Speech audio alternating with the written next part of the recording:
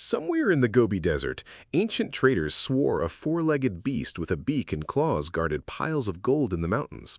In China, farmers had been digging up dragon bones out of their own fields for over 2,000 years and selling them by the pound. In colonial New York, a minister once held a tooth in his hand the size of a human fist and became convinced he was holding proof that giants once walked the earth. And off the coast of Alabama, something enormous enough to be called the ruler of the seas was once put on public display in a warehouse in Manhattan, and thousands of people paid to walk beneath its skull. 4 continents, 4 monsters, and here's the question that ties all of them together. What if none of these people were lying? What if every single one of them actually found something? We're going to answer all 4 of those, but you have to earn the last one because it's the strangest and it involves a hoax that turned out to be more honest than the man who built it. Let's start with the gold-guarding beast because it's the oldest and it takes us somewhere you would never expect. Ancient Greek writers described this creature for centuries: 4 legs, a hooked beak, aggressive toward anyone who came near its territory in the mountains east of Scythia. They called it the griffin. For 2,000 years, historians filed it right next to unicorns and phoenixes, pure invention, a decorative myth with no basis in anything real. Then, in the 1990s, a classical folklorist named Adrian Mayer asked a question nobody had seriously asked before. What if the description wasn't invented at all? What if someone genuinely saw something and just didn't have the vocabulary to explain it? So she did something almost nobody had done. She went and looked at the actual geography the ancient writers described. And what she found in that exact region, the mountains where gold prospectors would have been digging for centuries, was one of the richest fossil beds on Earth for a squat, beaked, 4-legged dinosaur called Protoceratops. Weathered out of red sandstone by wind, its skeleton looks unnervingly like a crouched, beaked lion. Prospectors digging for gold in griffin country were, without knowing it, unearthing griffin skeletons. No concept of extinction, no idea what a dinosaur was, just bones that matched the story exactly, over and over for centuries. One loop closed, but now ask yourself something.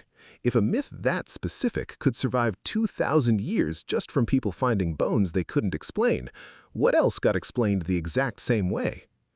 Go east into China, and the fossils stop being rumors and start being sold. For over 2,000 years, Chinese apothecaries have stocked a substance called longu, dragon bone, ground into powder and prescribed for fever, for fright, for a dozen ailments.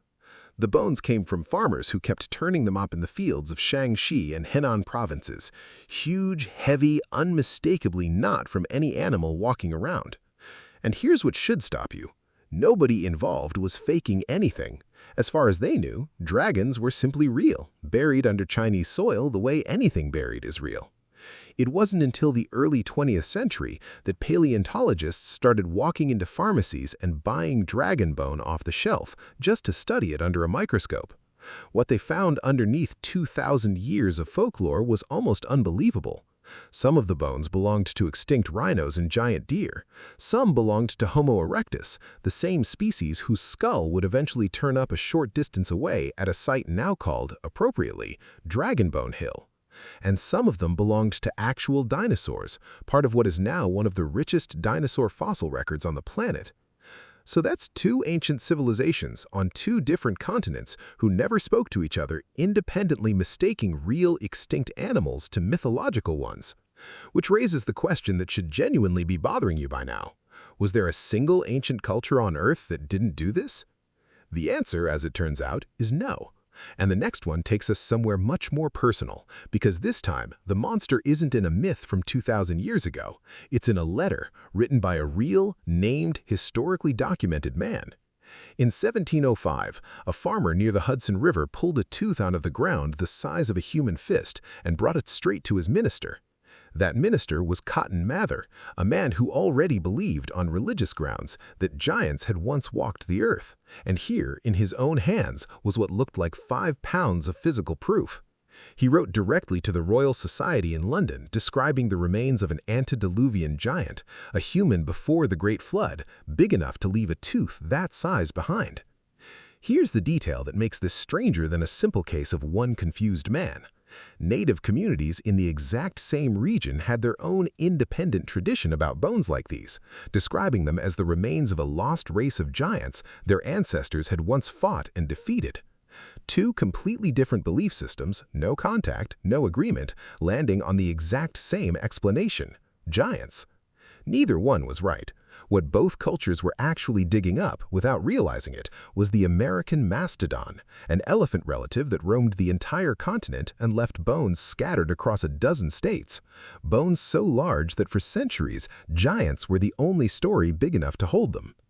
Which brings us to the last one, the sea monster. And this is where the story stops being about ancient people misunderstanding fossils and starts being about a man who understood them perfectly and used that knowledge to build a lie anyway.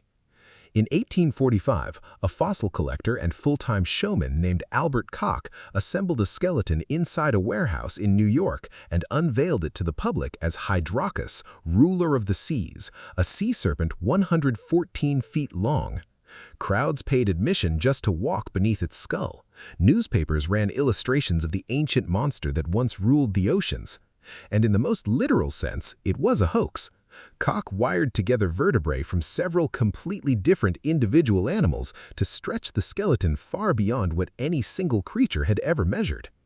Here's the part almost nobody tells you, though, the part that changes the entire story.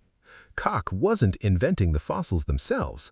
Every single vertebrae in that fraudulent, exaggerated monster belonged to a real, genuinely enormous, genuinely extinct creature called Basilosaurus, an early whale the length of a school bus that once swam the shallow seas covering what is now Alabama 40 million years ago.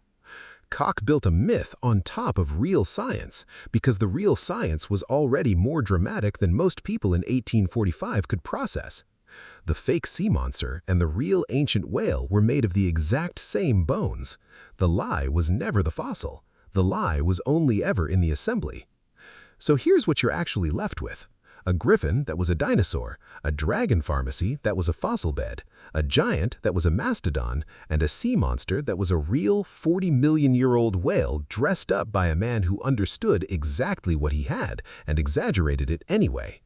4 continents, 2,000 years, and the same pattern every single time.